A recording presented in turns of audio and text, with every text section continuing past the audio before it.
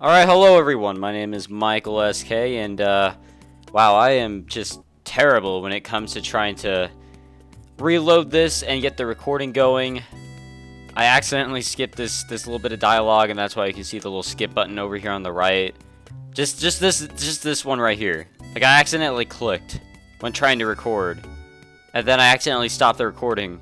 So I went to go delete the recording, and things just got kind of weird. So forget all that happened, but welcome back to the Fruit of Grisaia. Last time, I dealt with a little bit of an issue as well. I am just dealing with issues when it comes to this game, and it was like the opening sequence, for some reason, did not get recorded. And so I inserted one that I found off the internet. It was the perfect one. It fit in just right, and I did my best editing to try and line it up correctly. Everything seemed to work out with it. But I'm not going to do that again because the editing process was really weird and it freaked Vegas out. Like, it was running really slow for some reason. I really don't know the details, except for it pissed me off. But anyways, let's just continue on. I don't even remember, like, where exactly. Oh, yeah, well, we talked to the principal, so yeah, let's continue on. Cranky from beginning to end, ultimately the principal didn't provide me with any useful advice. This is what a school is like, so figure it out for yourself. A normal school life means a few problems like this. I do have to admit she managed to dodge the issue reasonably well with the last line. In any case, since she didn't have any clear answer for me, I'm left with no choice but to do as she says and try to work on this over time. It's not really my style to go with the flow like this, but if that's the proposal of my educational guide, there's no helping it. What? What is this kawaii bullshit?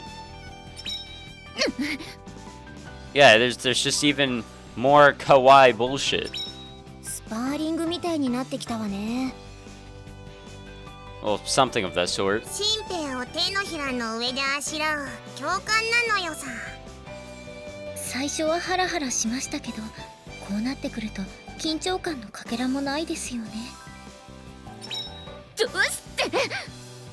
Man, we are just good.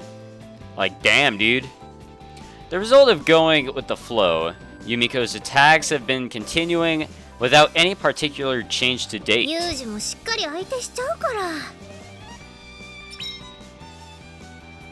Look, could you quit it already?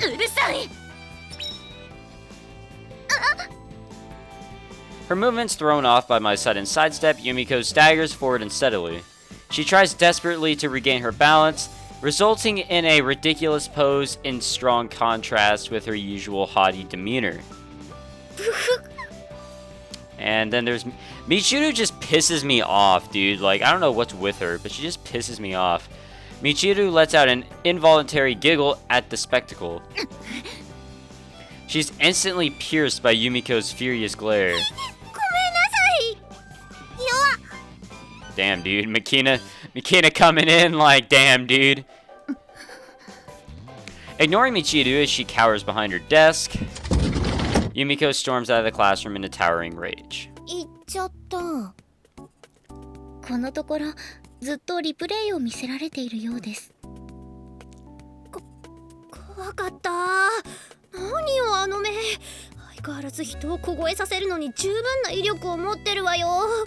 I think we have a bigger problem, and it's that jizz that's coming out of her horribly drawn eyes.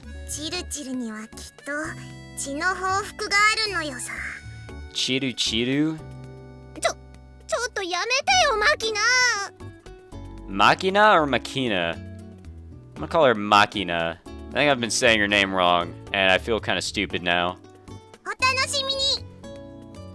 Well, now we're seeing a brighter side for Makina, so I mean, that's a good thing.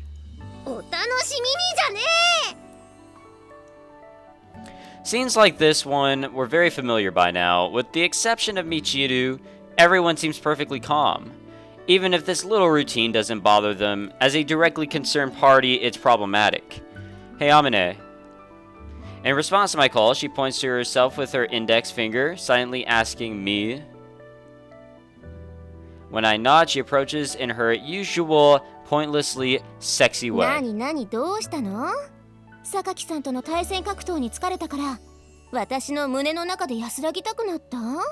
What is with...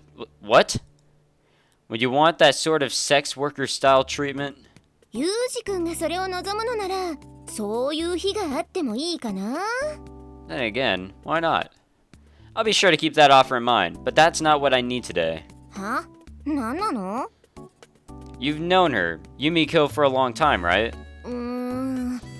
そりゃ確かに多少は他の子よりかは付き合いも長いけど。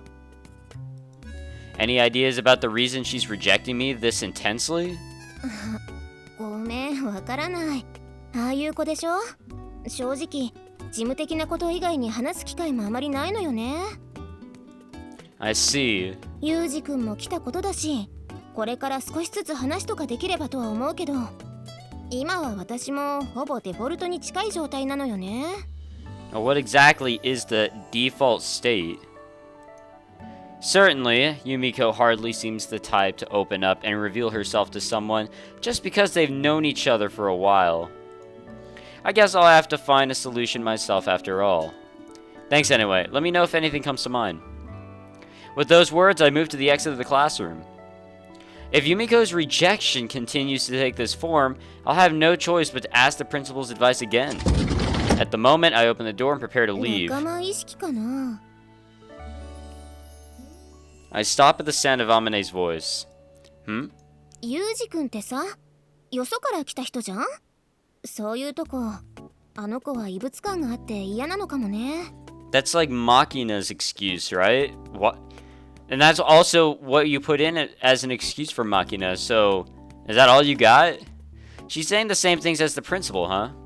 Does it feel that way to you as well, Amane? 私はそんなことないわよ。ユージ君を全力で支援しちゃうから。 It's a little hard to take that seriously given the flow of this conversation. ユージ君のこと、仲間だって思ったら戦いも終わるかもね。 So I have to grow tits. Lovely. I return to the dorm and wander the hallways without any particular objective. Compared to shutting myself up alone in my room, it's easier to gather my thoughts. One of the group, huh? I recall Amane's parting words. It's easy for her to say, but actually getting that island of a human... Island? What the fuck? Of a human being to recognize me as a friend seems next to impossible. First of all, we're not even speaking on speaking terms yet. Oh, this late already? The sun is sinking below the window frame, casting shadows along the hall. About time for me to return to my room. Guess I'll try talking to her tomorrow. I scratch my head as I turn toward my bedroom. The sound of my slippers echoes roughly in the hallway. Yumiko might have her own set of internal rules, since she hasn't tried to attack me even once while inside the dorm. It's not that I was particularly off my guard as a result of that assumption. Rather, it was probably because it happened at this particular time of day, or so I would reflect to myself later. Evening, a hallway in the dormitory lit by the setting sun. At the flash of a thrusting light, I react instinctively and grab her arm firmly. Like, even attacking us at home, I mean, come on, man. With her arm captured, Yumiko's face stiffens. The box cutter blade, still extended, rattles around at her feet, turning in circles around the handle. Trying for the element of surprise... Yumiko's expression changes from shock to fear. That's what tips me off that I'm not wearing my peaceful face. Sorry, it was sudden, so I couldn't hold back. I didn't want to frighten her. I thought I could play the normal student. I wanted to convince myself that I could. Look, Yumiko. Still gripping her arm, I look into her eyes and speak. I'm not your enemy. Yumiko's expression betrays uncertainty for just a moment. But just as quickly, it settles back into her customary mask. But it doesn't look like you're convinced of that yet, so let me say one thing. Releasing her arm, I pick up the box cutter lying in front of her feet. Carefully retracting the blade, I hold it out to Yumiko. I won't cause you any harm, and I won't pry into your business, either. That's a promise, so stop this. It's pointless. Observe me and reach your own conclusions. If I'm lying, you can always try stabbing me again. Stumbling, Yumiko retreats a single step. Bye. Fuck, dude, that was intense. Turning around, I return to my room. Normally, Yumiko would seize such a chance to attack, but something's different now. Her elongated shadow is still, and the hallway is silent except for a small sound of her breathing. Alright, day 31 of March. May, fuck. After that day, Yumiko... Wait, fuck, there was a little bit more to that. Oh no, I guess there wasn't. Yumiko's attacks came to an abrupt halt. The scenes of sudden violence disappeared from our classrooms and hallways. Although Amane barraged me with questions about the abrupt change, it wasn't really something I could talk about. I vaguely deflected her interest. If I can use this as an opportunity to slightly improve my relationship with Sakaki, it's very welcome from the perspective of my normal campus life. Yo. As usual, to call Yumiko's behavior when we come across each other curt would be an understatement. But at the very least, judging from the clearly different way she's looking at me, her observation period seems to be ongoing. Ooh, words, sentence, punctuation. Unless it's about my weaknesses, I'll answer. God damn it. That's a shame. Come up with something else. She occasionally talks to me like this, but instead of friendly chats about our lunch plans, we have investigative inquiries and careful negotiations. Even so, I suppose it's a considerable improvement over outright bloodshed. I don't even know what that means, but I can only guess. Is that your idea of social interaction between classmates? Well, I am your classmate. If you don't acknowledge it, that's your problem. Fucking bitch. Right then. I open my hands in an exaggerated American-style shrug. Well, good luck to you, Yumiko. I think it's time to leave before she starts probing any further. Sorry, Sakaki... Whatever I'm supposed to say after that. Seems like she's hung up on that point. After those events, I've been intentionally addressing Yumiko by her first name.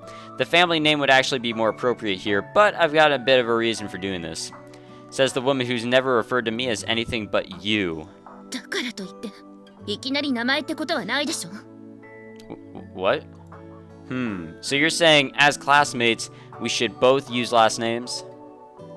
Yumiko's expression clearly reads, oh crap. You don't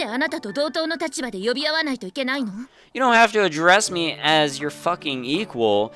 I'm your classmate. Shit, your standards are so high, you're obviously not my equal, but fuck, dude. Isn't that the starting point for building a cordial, I don't know what the fuck that word is. Relationship? Alright, in that case, I'll take our friendship to the next level by making up a pleasant nickname for you. You can do the same for... Oh, lovely. It might be a little early for that, so I propose starting with last names. Yumiko hesitates briefly, but before long, she opens her mouth stiffly and in a tight voice. Ooh! A start is a start. Damn. After speaking those words with a cramped attempt at a smile, she stalks off. Yeah, best regards, Sakaki.